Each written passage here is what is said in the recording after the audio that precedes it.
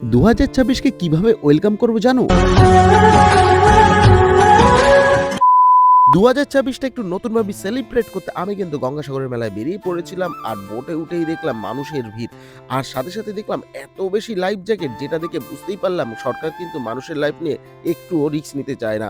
এবার রাস্তা দিয়ে হাঁটতে, হাঁটতে দেখলাম চারিদিক এত সুন্দর করে সাজানো। দিনের বেলার সাথে, সাথে রাতের বেলাটা পুরো আলোর ঝলমানিতে মুড়ে দেওয়া হয়েছে গঙ্গাসাগর। পবিত্র কপিল সরোবর থেকে একটু এগোতেই দেখলাম মা গঙ্গার দর্শন করে চারিদিকে শুধু সাজসজ্জা আর দোকান।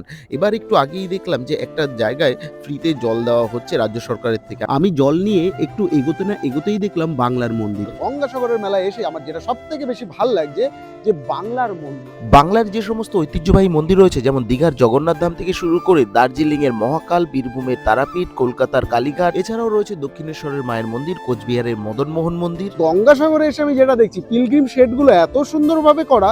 এর আগে যখন এসেছিলাম তখন কিন্তু এই সব রাস্তা মাটির ছিল, এখন কিন্তু দেখতেই পাচ্ছ দিব্যি ঢালাইয়ের রাস্তা। পিলগ্রিম শেডের ভেতরে কি ব্যবস্থা করা হয়েছে এবার কিন্তু আমি তোমাদের দেখাবো। দেখতেই পাচ্ছ লোকে লোক, আর লাইট থেকে শুরু করে এখানে কিন্তু ইলেকট্রিসিটি দেখো, প্রত্যেকে কিন্তু একদম সুন্দর ভাবে ঘুমোচ্ছে।